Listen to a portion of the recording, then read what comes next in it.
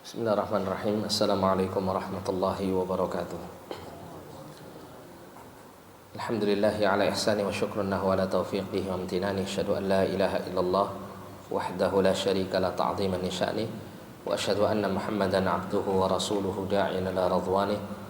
Allahumma salli alaihi wa ala alihi wa sahbihi wa ikhwani amma ba'd. Ma'asyiral muslimin wal muslimat rahimani wa rahimakumullah. Alhamdulillah, pada kesempatan yang mulia ini kita kembali dipertemukan Allah Ta'ala untuk melanjutkan kembali pembacaan kitab Tazkiyatun Nafs karya Syekh Dr. Ahmad Farid hafizahullah Ta'ala.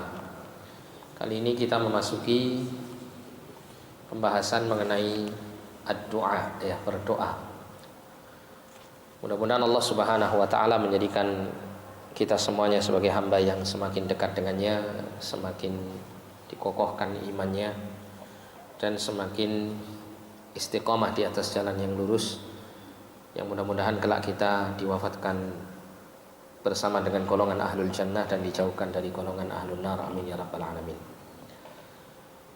Nah, berdoa di sini disebutkan firman Allah Ta'ala dalam surat Ghafir atau surah Al-Mu'min ayat yang ke-60. Allah Ta'ala berfirman, ud'uni astajib lakum, ya, berdoalah kalian kepadaku, niscaya akan kuperkenankan bagi kalian. Nah, jadi di sini Allah Ta'ala memerintahkan kita untuk berdoa, memohon kepadanya, dan Allah menjanjikan, ya, istijabatul doa, keterkabulan doa.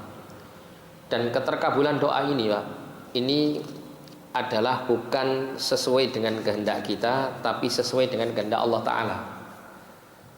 Dan Nabi SAW menerangkan tentang bagaimana Allah Ta'ala mengijabahi doa hamba-hambanya.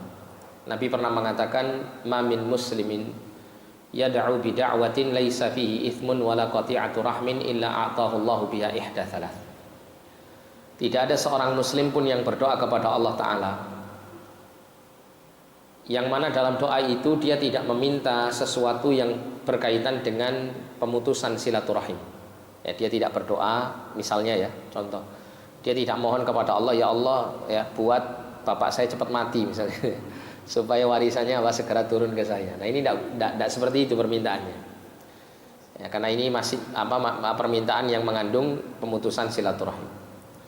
Atau misalnya dia memohon kepada Allah agar supaya dia bisa berbuat dosa, berbuat keburukan. Ya Allah, berikan saya kekayaan supaya saya bisa berbuat zina, berbuat haram, dan yang lain-lainnya. Nah, selama doa itu dipanjatkan seorang muslim kepada Allah tidak mengandung dua hal ini, maka kata Nabi SAW, pasti Allah Ta'ala akan mengabulkan dengan salah satu dari tiga cara Allah mengabulkan doa. Di sini menandakan bahwasanya keterkabulan doa seorang hamba itu tidak ditentukan dengan kehendaknya, tapi ditentukan oleh kehendak Allah Ta'ala, bagaimana Allah mengabulkan doa hambanya. Dan Allah tentunya ketika memilih bahwa doa yang dipanjatkan kepada Allah Ta'ala ini kemudian dikabulkan oleh Allah sesuai dengan apa yang dikehendaki dan dipilih oleh Allah, maka itu adalah yang terbaik bagi hamba tersebut. Pernah ada salah seorang salaf itu berdoa, ya, ketika berdoa itu ternyata permintaannya tidak dikabulkan oleh Allah Ta'ala, tapi mungkin dikabulkan dengan jalan yang lain. Maka dia mengatakan, ya, aku sangat bergembira dengan kondisiku seperti ini. Kenapa? Karena yang dikabulkan oleh Allah Ta'ala bukan kebaikan menurut saya, tapi Allah kabulkan doa saya itu, ya, dengan kebaikan yang menurut Allah Subhanahu wa Ta'ala. Nah, sehingga kita harus berprasangka baik, selalu berprasangka baik kepada Allah Ta'ala, ya, bahwa ketika kita berdoa pasti dikabulkan oleh Allah, namun tidak mesti harus sesuai seperti apa yang kita kehendaki. Sedangkan ketika Allah mengganti permintaan kita dengan sesuatu yang Allah kehendaki, bukan yang kita kehendaki, maka di situ juga kita harus baik sangka bahwa Allah telah memilihkan untuk kita yang terbaik. Seperti orang misalnya minta jodoh, ya, dia berdoa, ya Allah, jadikanlah fulanah istri saya. Qadarullah, Allah takdirkan alanah yang jadi istrinya, gitu. Alanah yang jadi istrinya. Nah, maka ini dia jangan menuduh Allah yang tidak-tidak. Ya Allah, Engkau tidak kabulkan permintaan saya. Harusnya kan saya nikah sama Alana, Fulana, kok jadinya nikah sama Alana. Kok tiba-tiba kau palingkan, kau geser hati saya ke Alana. Nah ini jangan apa? Jangan kita menuduh Allah yang tidak-tidak. Jangan suudzon sama Allah. Kenapa? Karena Allah itu ketika mengabulkan doa itu melihat daripada kebaikan, kemaslahatan untuk hamba itu. Sedangkan hamba itu jahil untuk dirinya sendiri, maslahat untuk dirinya sendiri dia tidak tahu. Ya, ilmunya terbatas. Kalau Allah itu ilmunya luas, ya, mencakup segala sesuatu, sehingga Allah paling tahu mana yang menjadi maslahat bagi hambanya. Nah, sehingga di sini hendaklah seseorang justru bersyukur kepada Allah Ta'ala. Ya, justru bersyukur kepada Allah Ta'ala, ya, bahwa doanya itu mungkin dikabulkan dengan jalan yang berbeda. Nah, kata Nabi SAW 3 hal ini. Yang pertama kata Nabi adalah antu ajjalalahu da'watuhu. Ada kalanya doa hamba itu dikabulkan segera di dunia, ya, dengan sesuai permintaannya. Misalnya dia memohon kepada Allah, ya Allah, ya, saya mohon kesembuhan dari penyakit saya ini. Nah itu langsung segera dikabulkan Allah, cepat lambat di dunia dia segera sembuh sesuai dengan permintaannya. Wa imma an yaddakhiraha lahu fil akhirah. Dan ada kalanya Allah Ta'ala itu menyimpan, ya, menyimpan keterkabulan doa hambanya itu nanti di akhirat.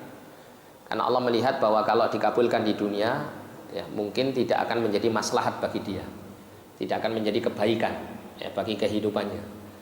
Maka dikabulkan Allah nanti di akhirat saja. Itu akan menjadi sesuatu yang bermaslahat.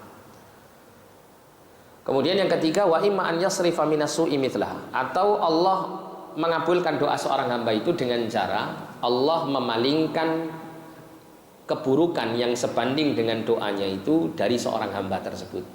Karena Allah paham bahwasanya yang paling penting bagi hamba ini bukan dikabulkan doa sesuai dengan permintaannya, tapi menghilangkan mara bahaya yang nantinya akan menimpa dia, itu dipalingkan oleh Allah Ta'ala. Ini yang lebih utama, lebih dibutuhkan daripada mengabulkan permintaannya, ya. Mungkin ada orang minta, ya, kepada Allah Ta'ala harta ini, harta itu, misal gitu, ya, kebutuhan ini dan kebutuhan ini, tapi tidak dikabulkan oleh Allah. Tapi Allah jadikan dia mungkin sehat, selalu dalam keadaan afiat, ya, mungkin pernah terjadi sebuah kecelakaan dalam perjalanan tapi dia tidak mendapatkan luka yang signifikan misalnya dari kecelakaan yang dia dapatkan dan seterusnya. Nah itu semuanya adalah bagian daripada Allah mengabulkan doa seorang hamba. Nah dari pemaparan Nabi SAW ini kepada para sahabat, maka para sahabat kemudian mengatakan, idzan nukthir ya Rasulullah, kalau gitu gimana kita perbanyak saja berdoa kepada Allah wahai Rasulullah. Maka Rasulullah mengatakan Allahu aktsar, ya, tentunya Allah akan lebih banyak lagi memberikan karunia-Nya kepada kalian. Jadi nggak ada ruginya, Pak, ya. Kita mendapatkan salah satu dari 3 cara Allah mengabulkan doa ini nggak ada ruginya. Semuanya baik untuk kemaslahatan hidup kita. Entah dikabulkan dengan segera, cepat atau lambat di dunia sesuai dengan permintaan kita, atau nanti dikabulkannya di akhirat, atau dikabulkan dengan jalan Allah memalingkan keburukan mara bahaya dari dia, semisal dari doa yang dia panjatkan. Ya, 3-tiganya ini semuanya baik buat kehidupan kita. Maka tentunya, ya, dengan apa yang dijanjikan Nabi ini, maka kita selayaknya untuk tidak pernah absen dari memohon, tidak pernah absen dari berdoa kepada Allah. Nah jadi husnudzon, baik sangka kepada Allah bahwa Allah pasti mengabulkan doa hambanya. Namun boleh seseorang itu suudzon bukan kepada Allah tapi kepada dirinya sendiri. Misalnya begini, misalnya, ya, dia berdoa mohon kepada Allah, ya Allah saya mohon gini, kok belum dikabulkan ya sama Allah. Apa mungkin, nah gitu, apa mungkin ada sesuatu yang saya lakukan yang menjadikan doa saya itu tidak sampai kepada Allah atau terhalangi untuk sampai kepada Allah Ta'ala. Nah kalau sifatnya suudzonnya kepada diri sendiri sehingga ada introspeksi diri, ada perbaikan diri, nah maka ini benar. Tapi kalau sifatnya suudzonnya kepada Allah, seperti Nabi pernah mengatakan isti'jal fid du'a, larangan untuk melakukan ketergesa-gesaan dalam berdoa. Maksudnya bagaimana? Ada seorang hamba, kata Nabi, qad da'autu falam yustajab li. Dia mengatakan, sungguh saya telah berdoa kepada Allah tapi Allah tidak kabulkan doa saya. Dia sudah langsung menyimpulkan bahwa doa saya tidak dikabulkan oleh Allah. Nah di sini ya, dia telah melakukan isti'jal fid doa, tergesa-gesa dalam menyimpulkan doanya tidak diterima. Maka kondisi seperti ini benar-benar akan membuat doa orang itu tidak dikabulkan oleh Allah Ta'ala. Nah, selanjutnya Allah memerintahkan kita berdoa dan berjanji memperkenankan doa kita. Setelah itu Allah melanjutkan dengan firman-Nya. Dari ayat tadi itu kelanjutannya Allah mengatakan, innal ladzina yastakbiruna an ibadati sayadkhuluna jahannama dakhirin. Sesungguhnya orang-orang yang merasa sombong dari beribadah kepadaku. Nah, maksud kata dari beribadah kepadaku, dari menyembahku, ini maksudnya adalah berdoa kepadaku. Berdoa kepadaku, karena ayat ini berbicara mengenai doa, berdoa. Dan menunjukkan bahwa doa itu bagian dari ibadah. Sayadkhuluna jahannama dakhirin, niscaya mereka akan masuk ke dalam neraka jahanam dalam keadaan hina dina. Jadi orang itu kalau dia sombong tidak mau berdoa kepada Allah, maksudnya apa? Maksudnya dia menyekutukan Allah dalam doa, atau dia sama sekali tidak menjadikan Allah sebagai Tuhannya, dia menjadikan Tuhan-Tuhan yang lain selain Allah yang dia jadikan sebagai tujuan untuk berdoa. Atau orang itu merasa dirinya tidak butuh dengan Allah, seperti orang-orang ateis, mereka punya keyakinan yang dibangun dengan keraguan-raguan mereka sebetulnya, bahwa Tuhan itu nggak ada. Ketika mereka mengatakan Tuhan tidak ada, berarti mereka tidak akan berdoa kepada Allah Subhanahu wa Ta'ala, kan begitu ya? Tidak merasa dirinya membutuhkan Allah. Itu keadaan orang-orang ateis. Tapi sering juga di tengah-tengah mereka itu ketika terjadi suatu permasalahan yang melanda mereka, kemudian mereka akhirnya menyimpulkan hanya Tuhan yang bisa menghilangkannya. Seperti pernah saya baca itu ada sebuah artikel ditulis oleh salah seorang cendekiawan Muslim.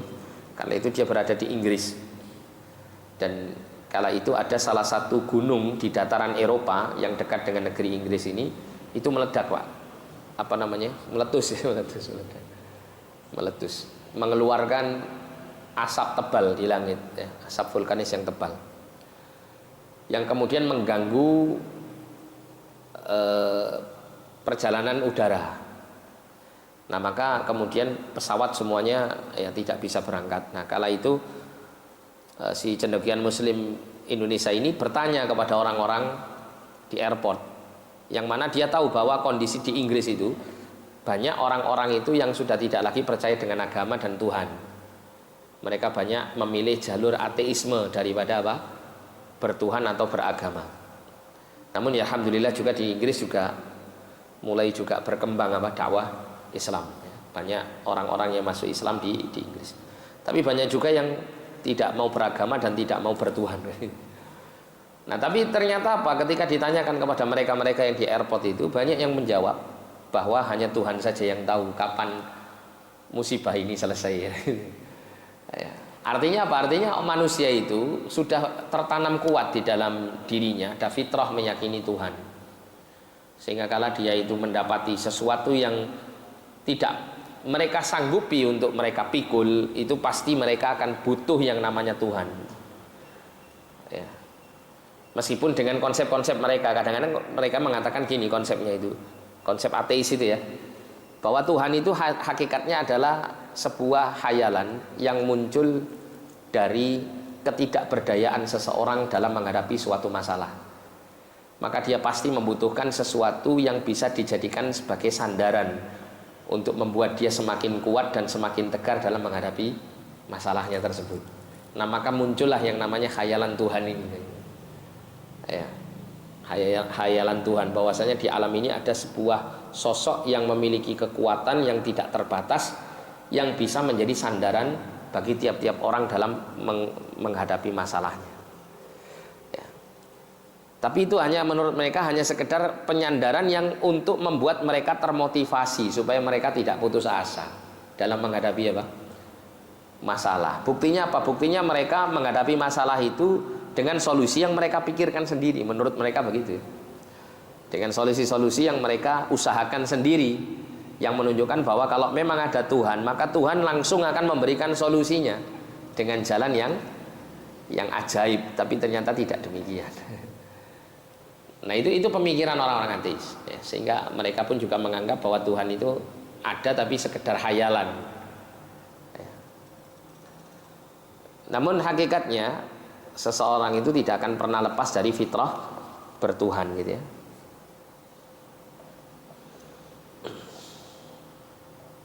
Kemudian dikatakan di sini, Maha Suci Allah yang Maha Agung, pemilik kemuliaan dan melimpah dan kemurahan tiada henti, yang menjadikan permohonan hamba akan segala kebutuhan sebagai ibadah kepadanya, memerintahkan hamba untuk memohon kepadanya, mencelanya dengan bentuk celaan paling sempurna, manakala tidak mau beribadah dan menganggapnya bersikap sombong kepadanya. Ya, jadi berdoa itu perintah Allah, dan Allah wajibkan atas dirinya untuk mengabulkannya, dan kemudian Allah mencela orang-orang yang tidak mau berdoa kepadanya. Kenapa Allah mencela mereka? Karena mereka ketika tidak mau berdoa kepada Allah, mereka merasa diri mereka itu tidak membutuhkan pertolongan Allah. Padahal Allah katakan dalam Al-Quran, ya ayuhan nas antumul fuqara ilallah. Wahai seluruh manusia, kalian itu fakir di hadapan Allah Ta'ala ya.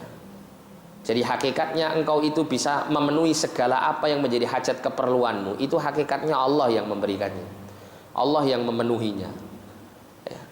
Namun demikianlah ya, di dunia ini Pak, Allah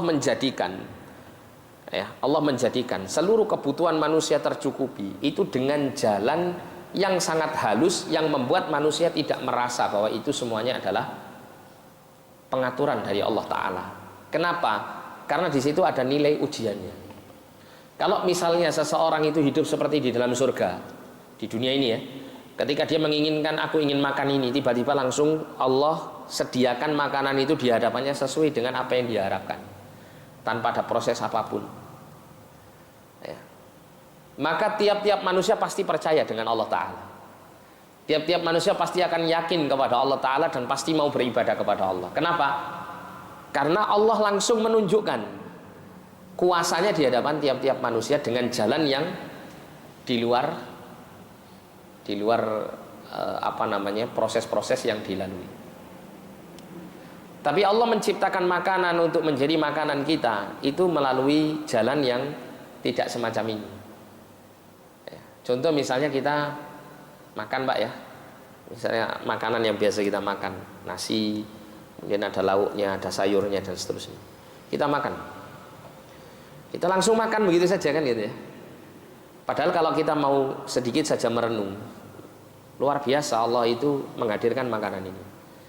Ada sebuah hikmah di mana kenapa kita setelah makan itu kita membaca alhamdulillahilladzi at'amani hadzal ta'ama min ghairi haulin minni wala quwwah.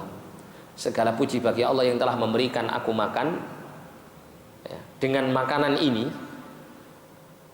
wa razaqanihi, dan memberikan rezeki kepadaku, min ghairi haulin minni, dengan ketiadaan usahaku atau daya upayaku untuk meraihnya, untuk mewujudkannya, wala quwwah, dan tidak pula dengan kekuatanku. Coba kalau misalnya urusan makan satu piring ini Pak diberikan, dipikulkan kepada kita semuanya, tidak makan-makan kita ya. Tapi makanan yang kita makan satu piring itu ada terdiri dari nasi misalnya terdiri dari nasi, kemudian lauknya misalnya lauk ikan atau ayam atau tempe atau lauk-lauk yang lain, kemudian ada sayurnya. Itu melibatkan banyak orang dan banyak proses pekerjaan di dalamnya. Dimulai dari menanam padi, ya kan? Dimulai daripada mengolah atau menanam kedelai yang kemudian diolah jadi tempe. Itu membutuhkan, untuk tempe saja membutuhkan banyak orang, banyak proses, dan banyak upaya yang dilakukan di dalam mewujudkan tempe itu tadi sebagai lauk yang kemudian ada di hadapan kita, kita tinggal santap makan, termasuk ikan, ayam dan seterusnya. Semua punya proses, ada banyak orang yang terlibat di dalam terwujudnya makanan yang kita makan di hadapan kita. Yang kala itu kita tidak mengikuti proses-proses itu. Atau mungkin kita hanya mengikuti sebagian daripada proses tersebut, mungkin dari sisi masaknya. Tapi semuanya enggak. Makanya dikatakan di situ min ghairi haulin minni wala quwwah. Allah berikan rizki berupa makanan ini tanpa ada daya dan upaya, kekuatan dariku sama sekali. Enggak ada. Allah wis cepak nih langsung di depan kita ini. Tinggal kita makan. Pernah enggak Pak kita merenung seperti itu Pak? Ketika mau makan gitu ya? Saya kira nggak pernah. Apalagi kalau sudah lapar. Pokoknya bismillah makan. Ya, jangankan merenung seperti itu sejauh itu. Baca bismillah saja kadang lali kayak gitu. Ya. Tapi kalau kita renungkan, masya Allah. Ya. Rezeki Allah ini luar biasa. Nah ini pentingnya kita jadi orang yang menggunakan akal dan hati untuk merenungi segala tanda-tanda kebesaran Allah di alam ini Pak. Allah katakan sebagai apa? Ulul albab kan gitu ya. Siapa ulul albab itu? Alladzina yadhkurunallaha qiyaman wa qu'udan wa 'ala junubihim wa yatafakkaruna fi khalqis samawati wal ardh. Salah satu sifat mereka adalah orang-orang yang memikirkan penciptaan langit dan bumi. Mikir, dia renungi, apa sih? Ya, kenapa kok begini? Tapi ini yang koridornya syar'i Pak ya. Jangan kebablasan. Karena ada orang itu yang kebablasan dalam proses berpikir sampai kemudian pada tingkat di mana setan kemudian mulai membuat dia ngelantur dalam berpikir. Contoh misalnya Nabi pernah mengatakan ada orang itu yang dalam hati dan benaknya itu selalu bertanya, man khalaqa kadza, man khalaqa kadza, man khalaqa kadza. Siapa yang menciptakan ini, siapa yang menciptakan itu? Siapa yang menciptakan itu gitu ya. Siapa yang menciptakan matahari, bulan, bintang dan seterusnya. Sampai pada kemudian setan mengatakan man khalaqallah, siapa yang menciptakan Allah. Kalau sudah muncul seperti ini, hendaklah dia berta'awud, berlindung kepada Allah, falyantahi, sudah berhenti, jangan apa diteruskan ya, untuk memikirkan pertanyaan yang jelas-jelas pertanyaan yang menyimpang seperti ini. Nah, kalau misalnya pertanyaan siapa yang menciptakan Allah, ini pertanyaan yang salah. Kenapa? Karena Tuhan tidak diciptakan, Tuhan itu yang menciptakan. Kalau Tuhan itu maksudnya adalah yang diciptakan, berarti dia bukan Tuhan. Karena Tuhan itu harus yang menciptakan dan tidak diciptakan. Kan begitu ya? Itu logis gitu. Tapi kadang setan itu terkadang membawa cara-cara berpikir yang salah, yang tidak logis ya, kepada orang, tapi apa dalam kondisi orang itu sudah dalam keadaan cenderung kepada penyimpangan. Pernah ada tokoh liberal yang dulu mengatakan bahwa iblis itu lebih bertauhid. Pernah dengar Pak ya? Iblis lebih bertauhid daripada manusia, bahkan daripada malaikat sekalipun. Kenapa? Karena iblis ketika diperintahkan sujud kepada Adam, dia enggan. Dia maunya sujud kepada Allah. Sedangkan malaikat diperintahkan sujud kepada Adam, mereka mau. Nah, menunjukkan bahwa iblis lebih bertauhid daripada para malaikat. Ya wallahu a'lam, dia lupa atau tidak membaca ayat yang menerangkan tentang kekufuran iblis, bahwa Allah sendiri mengabarkan kenapa, apa alasan motivasi iblis tidak mau sujud kepada Adam. Bukan karena iblis itu inginnya cuman sujud kepada Allah, enggak. Ya.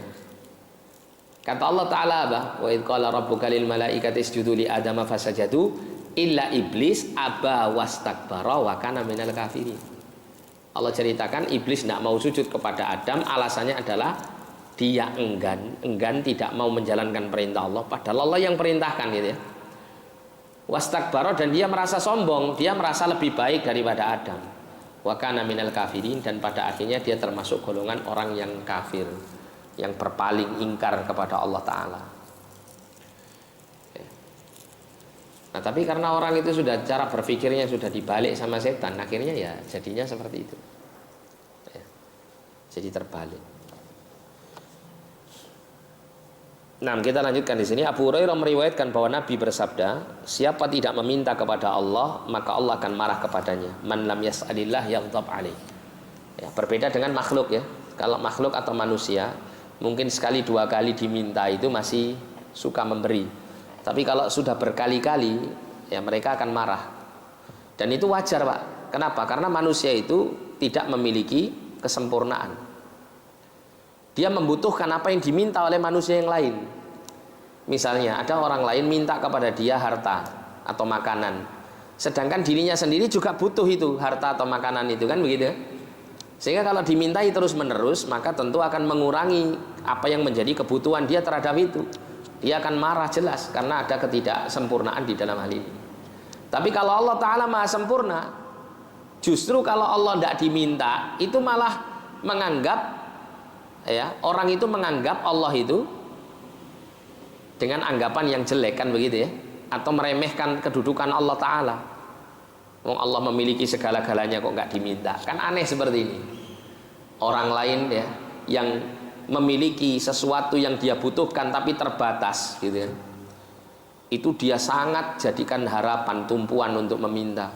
Lah kalau ini Allah Ta'ala yang berkuasa terhadap segala sesuatu, kok kemudian dilupakan?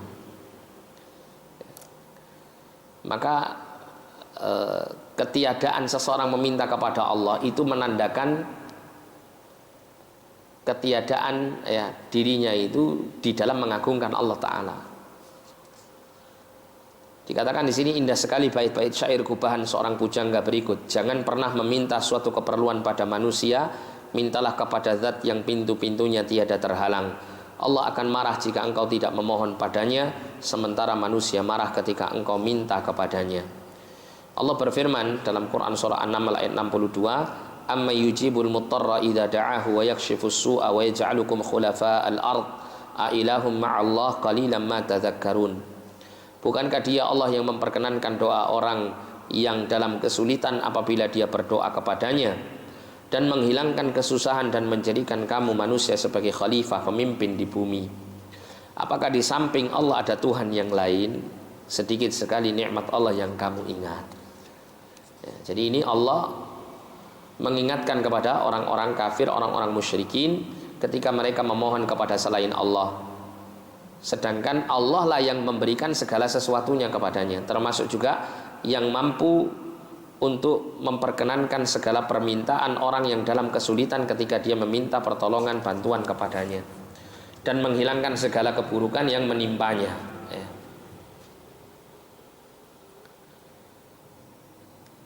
Jadi kalau kita perhatikan, ini ada satu pelajaran, bahwa kalau orang-orang musyrikin melakukan bentuk kesyirikan kepada selain Allah, peribadatan kepada selain Allah, maka Allah selalu mengingatkan mereka tentang perkara rububiyah.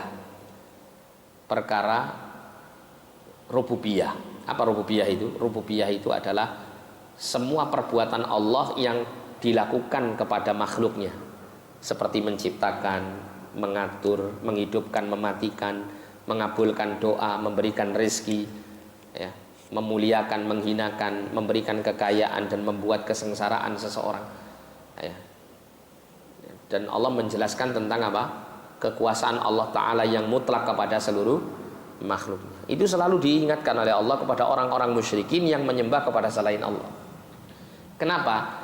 Karena dengan seseorang itu memiliki kekuatan keyakinan kepada rububiyah Allah Ta'ala, itu akan memudahkan dia untuk mewujudkan tauhid uluhiyah kepada Allah.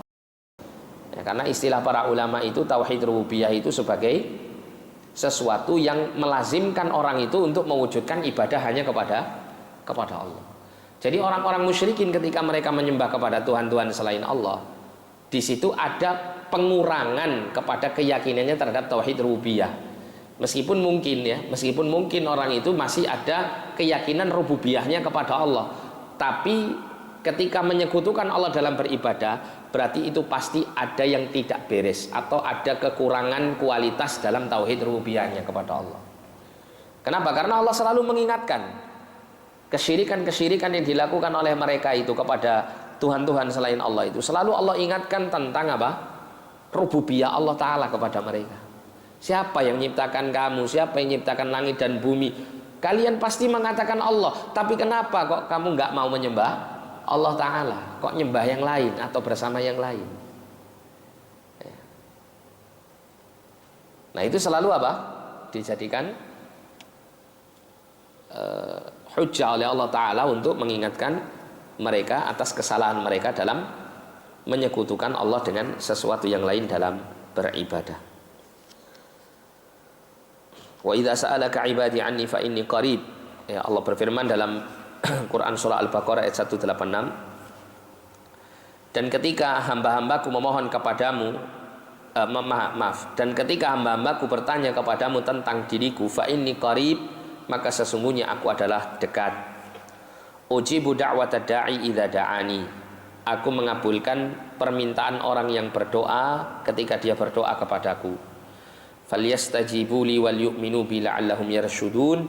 Maka hendaklah kalian memenuhi kewajiban kalian kepadaku, dan hendaklah kalian mengimaniku agar supaya falyastajibu li, maka hendaklah mereka memenuhi kewajibannya kepadaku dan mereka beriman kepadaku agar supaya mereka mendapat petunjuk. Dan di sini Allah mengatakan bahwa Allah itu dekat dan mengabulkan doa setiap hamba yang berdoa kepadanya. Nah, sehingga di sini tidak boleh kita merasa khawatir, gitu ya, bahwa doa saya ini jangan-jangan tidak diterima sama Allah, tidak dikabulkan sama Allah. Ya, itu tidak perlu mengkhawatirkan dari sisi Allahnya, tapi yang perlu kita khawatirkan adalah dari sisi kitanya sendiri. Ya, mungkin ada hal-hal kemaksiatan, dosa-dosa yang saya lakukan sehingga menghalangi doa saya untuk sampai kepada Allah atau diterima oleh Allah Ta'ala dan dikabulkannya. Ya, sehingga kita akan lebih memperbaiki diri dengan melakukan ketaatan dan ketakwaan kepada Allah Subhanahu Wa Ta'ala.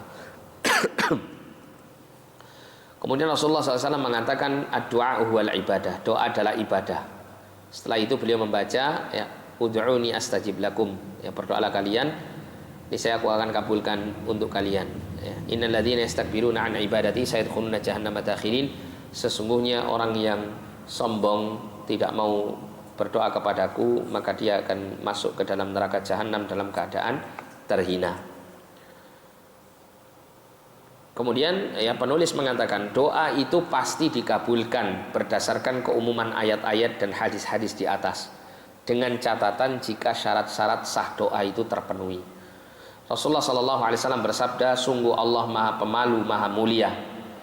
Innallaha hayyun karim, yastahyi min abdi idza rafa'a yadayhi ilaihi an yaruddahuma sifra.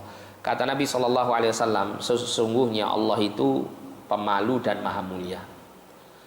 Ketika seorang hamba itu mengangkat kedua tangannya ke langit berdoa kepada Allah, maka Allah akan malu jika seorang hamba itu ketika menurunkan tangannya dalam keadaan kosong tidak dikabulkan. Artinya apa? Allah pasti kabulkan doa itu. Dan di sini para ulama menyebutkan, salah satu faktor yang membuat doa seorang hamba semakin segera dikabulkan Allah Ta'ala itu adalah dengan berdoa sembari mengangkat kedua tangan. Karena hadis Nabi mengatakan demikian dalam hadis ini. Dengan mengangkat tangan, gitu ya. Mengangkat tangannya bagaimana? Ya bisa dikumpulkan gini, ya, atau direnggangkan, tidak ada masalah. Para ulama menjelaskan boleh dijadikan satu atau direnggangkan. Intinya mengangkat tangan, gitu ya. Intinya mengangkat tangan. Memohon sambil mengangkat tangan. Nah, ini disunahkan, ya, disunahkan. Tapi tidak semua keadaan berdoa itu selalu disunahkan mengangkat tangan. Karena ada keadaan-keadaan yang berdoa itu tidak disunahkan dalam kondisi mengangkat tangan. Seperti contoh misalnya dalam sujud, ya, disunahkan kita memperbanyak doa dalam sujud, tapi kan nggak mungkin kita angkat tangan. Masa sujud sambil ini nggak bisa, ya. Atau pada saat tasyahud akhir sebelum salam, itu juga tidak dianjurkan berdoa dengan mengangkat tangan. Atau ketika khotib, di atas mimbar setelah khutbah Jumat itu berdoa tanpa mengangkat kedua tangan, tapi dengan apa? Mengangkat telunjuk jari, berisyarat dengan telunjuk jarinya. Dan beberapa keadaan yang lain. Tapi kalau keadaan itu tidak istilahnya menghalangi dia untuk mengangkat tangan, maka sangat dianjurkan berdoa dengan mengangkat kedua tangan. Kemudian Rasulullah juga bersabda, tidaklah seorang muslim memanjatkan satu doa yang tidak berisi dosa ataupun memutuskan tali kekeluargaan, melainkan Allah memberinya salah satu dari 3 hal karenanya. Ini seperti yang kita baca tadi ya. Mempercepat terkabul doanya di dunia, menyimpannya di akhirat untuknya, atau memalingkannya dari keburukan senilai dengannya.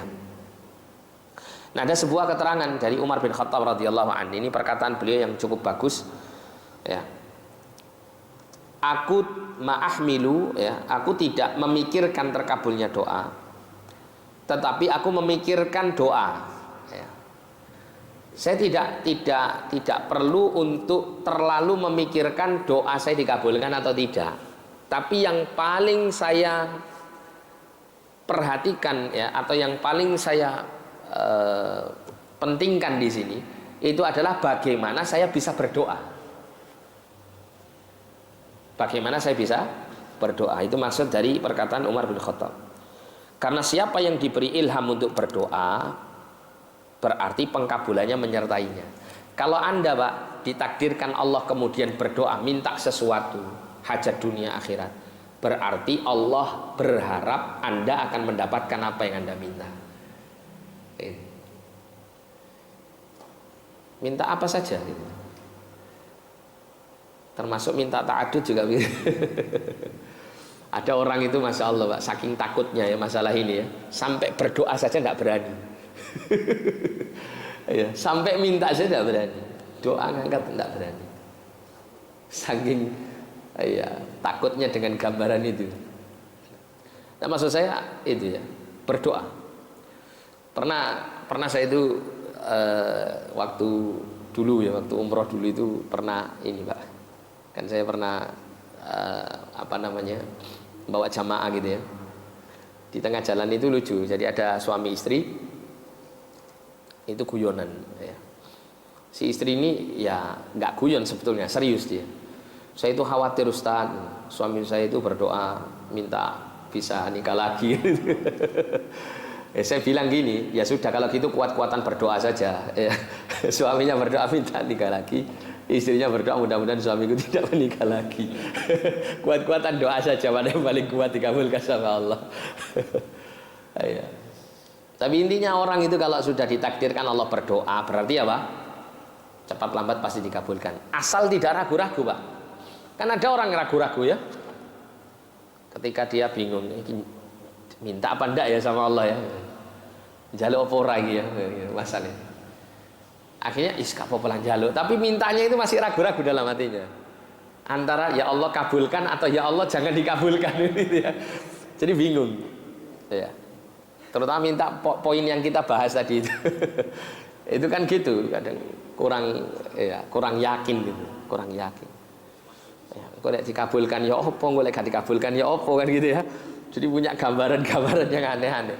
Nah ini doa yang nggak mungkin dikabulkan sama Allah. Kenapa? Karena dari min qalbin ghafilin lahin, dari hati yang lalai, nggak bener-bener yakin. Ya. Ud'ullaha wa antum muqinuna bil ijabah, kata Nabi. Berdoalah kamu kepada Allah dengan memiliki keyakinan kuat bahwa doamu dikabulkan sama Allah. Itu doa yang dikabulkan sama Allah nanti. Ya, kalau masih ragu-ragu, ya mending cari doa yang lain yang tidak meragukan. Ya. Minta yang bisa diyakini saja. Nah, kemudian ada berdoa. Yang pertama adalah memilih waktu-waktu mulia untuk berdoa, seperti pada hari Arafah, Ramadan, hari Jumat, dan waktu sahur. Nah, ini adalah hari-hari yang ada waktu-waktu yang mustajab di dalam hari-hari tersebut. Kemudian yang kedua, memanfaatkan kondisi-kondisi tertentu seperti turunnya hujan, ketika dua pasukan saling merangsek dalam perang di jalan Allah gitu ya, saling bertemu gitu ya, akan saling menyerang, itu ada kondisi di mana doa dikabulkan oleh Allah. Makanya para sahabat dulu itu ketika dalam kondisi seperti itu kan ada yang mereka memohon untuk mati syahid kan gitu ya, akhirnya Allah kabulkan. Dan saat sujud serta waktu antara adzan dan iqamah, termasuk juga sepertiga malam yang terakhir ya, ketika Allah turun ke langit dunia. Nah, dikatakan di sini Rasulullah bersabda, ya, saat paling dekat seorang hamba dengan Rabb-nya adalah ketika ia sujud, maka banyak-banyaklah berdoa saat sujud. Aqrabu ma yakunu bainahu wa bainal aqrabu ma yakunu baina rabbihi wa baina 'abdihi adalah apa? Wa huwa sajidun gitu. Yaitu keadaan yang paling dekat antara dirinya dengan Allah Ta'ala itu adalah dikala dia sujud. Fa'aktsiru doa, maka perbanyaklah untuk berdoa di dalam sujud. Kemudian doa antara adzan dan iqamah tidak ditolak. Termasuk juga doanya musafir, ya, doaul musafir, orang yang melakukan perjalanan jauh dalam rangka bukan untuk maksiat. Itu doanya dikabulkan oleh Allah. Doanya dikabulkan oleh Allah. Banyak sebetulnya, ya, kondisi-kondisi di mana doa seseorang itu dikabulkan oleh Allah. Termasuk juga menggunakan apa, wasilah, tawasul yang syar'i. Tawasul yang syar'i, misalnya seseorang berdoa dengan menyebut al-asmaul husna. Walillahil asmaul husna fad'uhu biha. Dan Allah memiliki nama-nama yang terbaik, maka berdoalah kalian dengan menyebut nama-nama itu. Kemudian juga bertawasul dengan amal soleh. Bertawasul dengan amal soleh, seperti kisah 3 orang yang ada di dalam gua itu, ya, kisah yang masyhur. Kemudian berdoa dengan menyebut kondisi dirinya. Nah, ini yang mungkin tawasul yang jarang kita ketahui. Contohnya gimana? Misalnya, ya Allah, saya lapar belum makan 3 hari, ya Allah, berikan aku makan. Nah, gitu. Itu tawasul dengan menyebutkan apa, keadaan dirinya. Atau ya Allah, saya sekarang dalam keadaan ditimpa musibah, ditimpa kesulitan, dan Engkau adalah Tuhan yang Maha Tahu tentang keadaan saya, maka bantulah, tolonglah saya, hilangkan musibah yang menimpa, kesulitan yang menimpa saya. Nah, begitu. Itu adalah doa, ya, melalui tawasul dengan keadaan diri. Dan ini seperti yang dilakukan oleh Nabi Ayub alaihissalam. Dalam Al-Quran Allah mengabadikan perkataan Ayub dalam doanya. Inni massanyad dzurru wa anta arhamur rahimin. Sesungguhnya aku telah ditimpa keburukan, sedangkan Kau adalah Tuhan yang paling penyayang dari segala yang penyayang. Ya, itu doanya siapa? Nabi Ayub alaihissalam ketika minta supaya disembuhkan dari sakit. Jadi Nabi Ayub menyebutkan keadaan dirinya, bahwa dirinya telah ditimpa suatu keburukan, yaitu penyakit. Setelah itu Allah mengabulkan doanya. Seperti doanya Nabi Zakaria, kan gitu, ya, mohon kepada Allah, mengadukan kondisi dirinya yang tidak memiliki keturunan. Kan diceritakan, ya, Nabi Zakaria kan menggambarkan dirinya yang sudah beruban, kondisi tubuhnya sudah melemah karena tua, kan begitu, ya? Tapi aku tidak pernah berputus asa dari memohon kepadamu, ya Allah. Nah, gitu. Nah, itu tawasul yang dibenarkan, ya. Dan diantara seseorang itu dikabulkan segera doanya adalah dengan bertawasul dengan hal-hal yang masyru' ini, ya, hal-hal yang disyariatkan. Kemudian yang ketiga, mantap dan yakin dikabulkan. Jadi doa tidak perlu ragu-ragu di dalam hatinya, ya. Janganlah, kata Nabi, janganlah seseorang di antara kalian mengatakan, ya Allah, ampunilah aku jika Engkau menghendaki, ya Allah, rahmatilah aku jika Engkau menghendaki, ya. Allahumma firli in syi'ta, kan gitu, ya. Ya Allah, ampunilah dosaku jika kamu menghendaki. Allahumma arhamni in syi'ta, ya. Ya Allah, rahmatilah aku jika kamu menghendaki. Ini bukan sebuah bentuk doa yang tepat, gitu, ya. Kata Nabi, hendaklah ia meneguhkan permintaan karena ia tidak dipaksa untuk berdoa, ya. Atau karena bukan ia tidak dipaksa untuk berdoa, keliru ini, ya. Karena Allah itu tidak bisa dipaksa dengan doa hambanya, ya.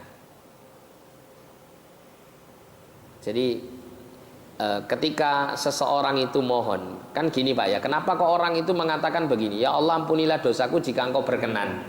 Kata-kata jika Engkau berkenan itu kesannya kan beradab, ya, kepada Allah, ya. Kenapa? Karena ada apa?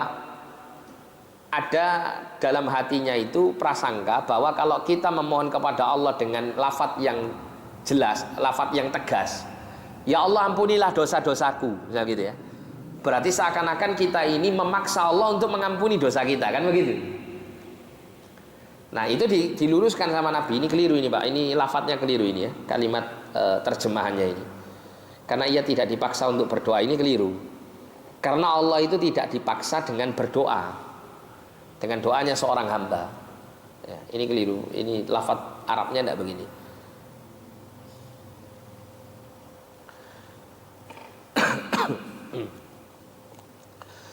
Ya, jadi ketika kita mohon kepada Allah, ya Allah ampunilah dosa saya, dan kemudian Allah mengampuni dosa, gitu kan, mengampuni dosa orang yang berdoa. Maka kalau Allah mengampuni dosa orang yang berdoa itu tidak karena paksaan si yang minta itu kepada Allah Ta'ala, enggak. Tapi itu atas kehendak Allah Ta'ala sendiri mengampuni dosanya. Jadi jangan sampai ada terpikir dalam hati kita itu ketika kita berdoa berarti kita maksa Allah untuk mengabulkan permintaan kita. Itu tidak ada. Karena ya siapa kita kan untuk memaksa Allah. Tapi Allah sudah berjanji gitu kan. Allah sudah berjanji kalau kamu doa sama saya pasti saya kabulkan, kata Allah. Nah itulah harapan, itulah yang kita membuat berdoa itu dengan lafadz yang tegas, yang penuh dengan keyakinan. Itu yang menjadi motivasi kita untuk berdoa dengan lafadz seperti itu ya.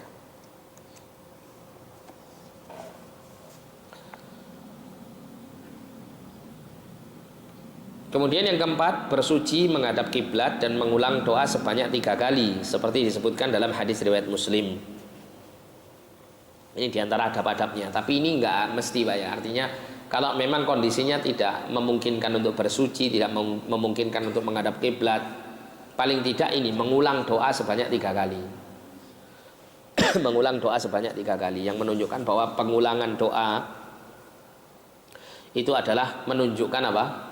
Harapan yang tinggi kepada Allah agar segera Allah mengabulkan permintaan kita. Tapi kalau misalnya ya tidak ada kendala untuk bersuci menghadap kiblat, nah, maka selayaknya adab-adab ini dipenuhi. Kemudian yang kelima adalah memulai dengan memuji Allah dengan menyebut nama-nama, sifat-sifat dan nikmat-nikmatnya, juga dengan membaca salawat untuk Rasulullah. Setelah itu baru kita menyampaikan keperluan dan mengakhirinya pula dengan salawat untuk Rasulullah dan pujian untuk Allah. Nah ini adabnya ya, adab kita berdoa. Dan kita kalau memenuhi adab-adab ini maka akan lebih cepat Allah mengabulkan ya, atau lebih kuat dalam pengkabulan doanya. Kemudian yang keenam, memakan makanan halal, tidak berdoa yang berisi dosa dan tidak pula memutuskan tali kekeluargaan. Ini berusaha untuk mendapatkan pemenuhan kebutuhannya dengan jalan yang halal atau dengan sesuatu yang zatnya halal. Ini pernah diceritakan Nabi Shallallahu Alaihi Wasallam tentang keadaan seseorang yang dia melakukan perjalanan di padang pasir yang luas. Ya. Kata Nabi Shallallahu Alaihi Wasallam, asy'atha aghbara yamuddu yadayhi ila sama. Ya. Jadi kondisinya itu rambutnya acak-acakan, pakaiannya penuh dengan debu dan kotoran. Kemudian dia mengangkat tangannya sembari mengatakan ya Rabbi ya Rabbi. Wahai Rabbku, wahai Rabbku. Jadi Nabi menceritakannya, seseorang yang yutilus safar ya, melakukan perjalanan jauh cukup lama. Nah poin ini Pak, ini ya adalah suatu keadaan di mana seseorang itu mustajab doanya. Karena Nabi pernah mengatakan salah satun la turaddu da'watu. Ada 3 golongan manusia yang doanya tidak ditolak. Di antaranya adalah doaul musafir, doanya musafir atau dakwatul musafir. Doanya orang yang melakukan perjalanan jauh. Nah kemudian ada kata Nabi SAW, keadaan orang tadi selain melakukan perjalanan jauh, yang kedua adalah kondisinya itu mengkondisikan keadaan yang sangat sederhana, rambutnya acak-acakan, pakaiannya ya penuh dengan debu. Ini ada sabda Nabi SAW yang mengatakan bahwa ada di antara hamba-hamba Allah yang kondisinya seperti ini, yang mana ketika dia mengetuk rumah demi rumah orang lain itu dia pasti akan ditolak ya, pasti akan ditolak oleh manusia. Tapi ya kalau seandainya dia itu bersumpah atas nama Allah, berdoa mohon kepada Allah dengan bersumpah atas nama Allah, la abarrahu, kata Nabi, maka doanya pasti dikabulkan oleh Allah Ta'ala. Nah, lelaki ini kondisinya hampir sama dengan orang yang disebutkan Nabi tadi, dalam keadaan ya pakaiannya kotor karena jauhnya perjalanan yang terus dia tempuh, dan kemudian apa, rambutnya acak-acakan. Kemudian yang ketiga adalah yamuddu yadaihi ilas sama, dia mengangkat kedua tangannya ke langit. Nah, Nabi tadi mengatakan apa? Sesungguhnya Allah itu ya mulia lagi pemalu. Allah malu jika hambanya berdoa dengan mengangkat tangan kemudian mengembalikannya dalam keadaan kosong, tidak dikabulkan.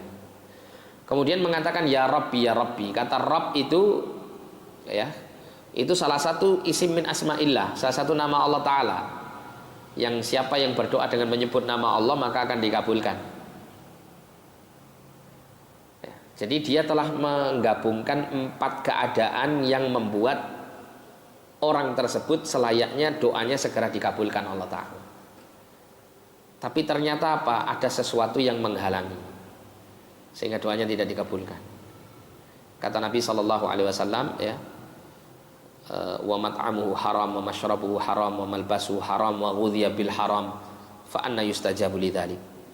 Kata Nabi SAW, makanannya haram, minumannya haram, pakaiannya haram, dan dia dicukupi dengan harta yang haram atau rezeki yang haram, maka bagaimana bisa doanya dikabulkan oleh Allah Ta'ala? Amin. Jadi meskipun menempuh adab-adab dan hal-hal yang bisa menyegerakan doa itu dikabulkan Allah Ta'ala, tapi karena ada faktor-faktor penghalang, maka ini bisa menjadikan orang tersebut tidak terkabul doanya. Kemudian yang ketujuh, tidak sepatutnya terburu-buru meminta dikabulkan ya, tidak pula mengatakan saya sudah berdoa tapi tidak dikabulkan. Nah, ini tergesa-gesa. Ya, berdasarkan hadis doa seseorang di antara kalian akan dikabulkan selama ia tidak terburu-buru. Kemudian dia mengatakan aku sudah berdoa tapi tidak dikabulkan. Ibnu Battal menjelaskan makna hadis ini adalah yang bersangkutan merasa jemu lalu meninggalkan doa sehingga ia seperti orang yang mengungkit-ungkit doanya, atau seakan-akan ia yang membaca doa dan ia pula yang menentukan dikabulkan atau tidak. Ia bertindak seolah-olah Rabb Maha Mulia yang tidak lemah untuk mengabulkan permohonan dan rahmatnya tidak berkurang karena banyak memberi. Maksudnya apa? Kalau yang pertama jelas ya, merasa jemu, sudah capek terus berdoa minta selama berbulan-bulan atau berhari-hari, kok belum ada titik terang doanya dikabulkan oleh Allah Ta'ala. Akhirnya dia menyimpulkan sudahlah, berhentilah, sudah tidak minta lagi lah. Kenapa? Pasti karena Allah tidak lagi kabulkan permintaan saya ini. Ini yang masuk kategori hadis tadi. Kemudian juga yang kedua adalah atau seakan-akan ia yang membaca doa dan ia pula yang menentukan dikabulkan atau tidak. Dia berdoa ya, dan dia juga tentukan bahwa doanya itu dikabulkan atau tidak dikabulkan. Misalnya dia setelah berdoa terus dia mengatakan jangan dikabulkan lah, misalnya gitu ya. Nah, itu nggak dikabulkan sama Allah. Misalnya tadi ya Allah ya, saya ingin kau mudahkan ta'adud misal gitu ya. Setelah selesai amin sudah, janganlah ya Allah, jangan dikabulkan lah ya Allah. Ya, burung aja ya Allah misal gitu ya. Itu sudah nggak dikabulkan sama Allah Ta'ala. Nggak dikabulkan. Inilah salah satu adab doa yang senantiasa memohon tanpa berputus asa menantikan jawaban doa. Hal ini mengandung penyerahan diri, tunduk, dan memperlihatkan rasa membutuhkan. Ya, contoh seperti Nabi Zakaria tadi dalam surah Maryam itu kan diceritakan bagaimana Nabi Zakaria sejak muda sampai tua itu terus berdoa mohon supaya dikaruniai keturunan. Dan penundaan pengkabulan doa ini tetap tidak membuat Nabi Zakaria itu berputus asa dari rahmat Allah, berputus asa dari permintaan. Makanya kemudian Allah memberikan karunia keturunan kepada Nabi Zakaria itu yang terbaik. Ya, siapa? Allah berikan Yahya sebagai putranya. Jadi ketika Allah memberikan anak yang namanya Yahya ini, Pak, itu Allah kabarkan kepada Zakaria bahwa nanti itu anakmu itu begini sifatnya, nanti itu seperti ini dan diberi nama Yahya. Loh, ini kan istimewa. Ya. Istimewa sekali, minta ya anak yang soleh kan gitu ya, yang bisa meneruskan estafet dakwahnya beliau. Yang kemudian Allah kabulkan dengan menyebutkan spesifikasi keunggulan anak yang nanti Allah berikan kepadanya, sampai nama anaknya dipilih sama Allah. Tapi ya itu perjuangannya Zakaria mulai sejak muda sampai tua, terus nggak putus asa mohon kepada Allah Subhanahu wa taala. Antum juga gitu kalau punya cita-cita tinggi. Cita-cita yang tadi itu yang ya, itu. Ya. Itu jangan putus asa, terus angkat tangan mohon kepada Allah Subhanahu wa taala. Ya, yakin ya bahwa doa pasti dikabulkan cepat atau lambat. Ya minimal kalau memang tidak dikabulkan di dunia, nanti dikabulkan di akhirat, ya kan? Saya pernah baca, Masya Allah ya, di tafsir Ibnu Katsir itu. Saya lupa, saya lupa itu di ayat apa Ibnu Katsir itu menerangkan. Jadi Ibnu Katsir itu membawa sebuah riwayat. Tapi Allah alam ini riwayatnya kuat atau tidak, tapi yang jelas Ibnu Katsir itu menerangkan begini. Di antara salah satu kenikmatan bagi laki-laki ya. Nanti itu Pak, di dalam surga itu ada seorang ahli surga laki-laki yang mohon kepada Allah untuk menjadikan hujan baginya hujan bidadari. Hujan bidadari. Kalau hujan air ya. Ini hujan bidadari ini, Masya Allah. Berapa jumlah bidadari ya kalau hujan bidadari ini? Luar biasa. Sampai seperti itu. Sampai seperti itu. Di dalam surga itu kenikmatannya itu sampai sebesar itu gitu ya, gambarannya.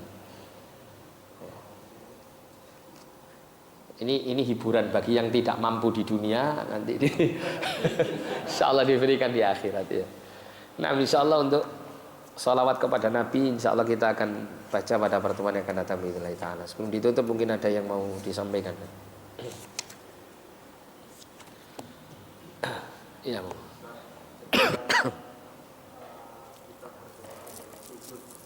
Iya. Iya. Yang diutamakan dengan bahasa Arab. Yang diutamakan adalah dengan bahasa Arab. Kalau seandainya dia tidak mampu, maka boleh dia gunakan bahasa yang lain. Tapi kalau dia memiliki kemampuan untuk berbahasa Arab ketika dia berdoa dalam sujud, maka dia gunakan bahasa Arab. Dan yang lebih afdol, tentunya berdoa yang lebih afdol itu adalah dengan doa-doa yang ma'thur ya, doa-doa yang diajarkan Nabi SAW. Itu yang lebih afdol. Meskipun boleh-boleh saja seseorang itu berdoa menyesuaikan dengan hajat keperluannya, dia memohon secara spesifik, meminta sesuatu yang lafadznya tidak sama dengan doa yang diajarkan Nabi ya. Jadi yang lebih utama dia gunakan bahasa Arab, tapi kalau tidak mampu maka boleh dengan bahasa apa saja. Wallahu a'lam. Karena lafadznya di situ fa'aktsiru doa, perbanyaklah oleh kalian berdoa. Dan Nabi tidak mengatakan perbanyaklah oleh kalian berdoa yang sesuai dengan tuntunanku atau doa yang sudah aku ajarkan misal gitu ya. Tidak seperti itu. Tapi sifatnya mutlak, bebas.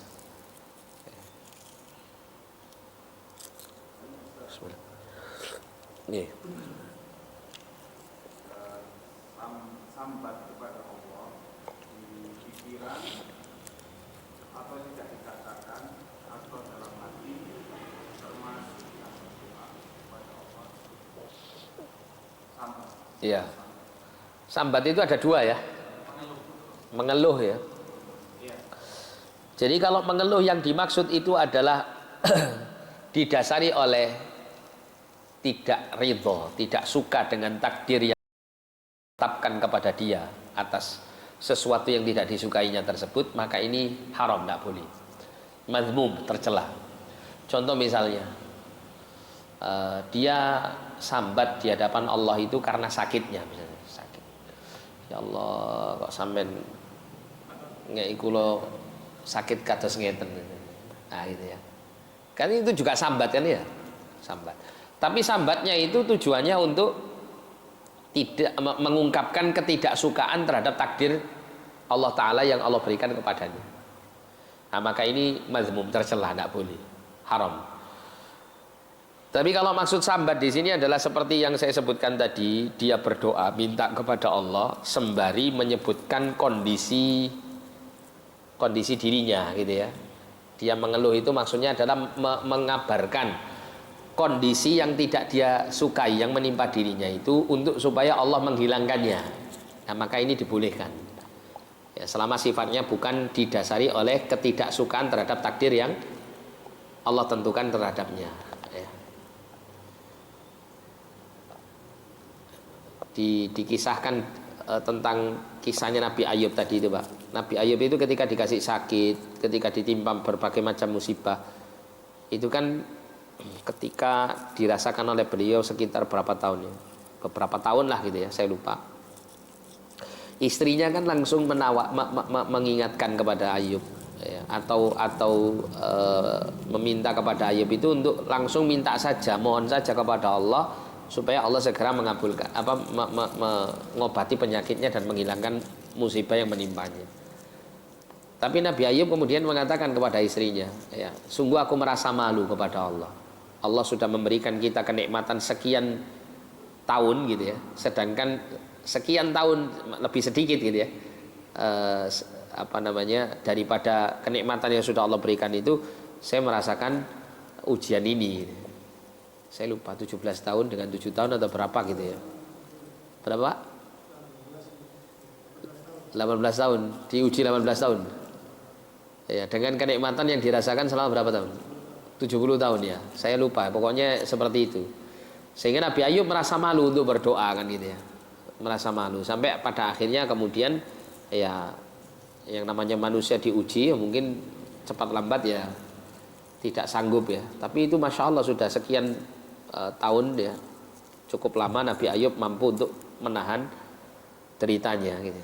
Akhirnya berdoa minta kepada Allah. Nah, artinya kalau sambatnya seperti itu tidak apa-apa ya. Inni masaniyad dzurru wa anta arhamur rahimin. Ya Allah, saya ini ditimpa keburukan ya, ditimpa penyakit, ditimpa hal yang tidak aku sukai ini ya, sedangkan Engkau adalah Tuhan yang penyayang, yang paling penyayang di antara yang menyayangi. Maksudnya apa? Ya Allah, kabulkan apa permintaanku agar Engkau mengabulkan menyembuhkan penyakitku dan menghilangkan keburukan yang menimpaku. Gitu. Jadi kalau seperti itu boleh. Apakah termasuk doa? Kalau yang poin kedua tadi meskipun mungkin tidak diangkat tangan gitu ya, tapi itu sifatnya memohon kepada Allah supaya dihilangkan dari keburukan-keburukan yang dia keluhkan, maka itu masuk kategori berdoa. Meskipun hanya di dalam hati dan pikirannya ya, tidak terlafadzkan atau tidak terwujud seperti seseorang memohon. Karena yang namanya memohon itu meskipun sangat dianjurkan untuk diucapkan ya, dengan memenuhi adab-adab tadi, tapi bukan berarti kemudian seseorang itu tidak memenuhi adab-adab tersebut, tapi dia adab di dalam benak atau pikirannya itu memohon kepada Allah, ini juga masuk kategori berdoa ya, masuk kategori berdoa.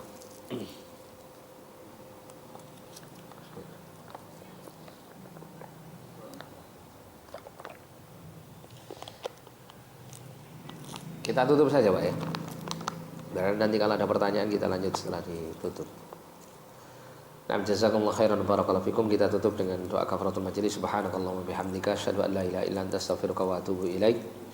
Wa sallallahu ala nabiyyina Muhammadin wa ala alihi wa sahbihi wa sallam. Wa akhiru da'wana alhamdulillahi rabbil alamin. Wa lafu minkum. Wassalamu alaikum warahmatullahi wabarakatuh.